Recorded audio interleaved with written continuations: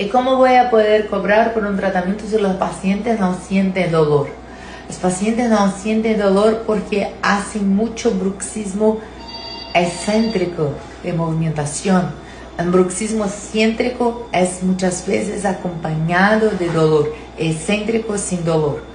Pero pacientes que no tienen dolor, tú tienes que mostrar las otras evidencias de bruxismo.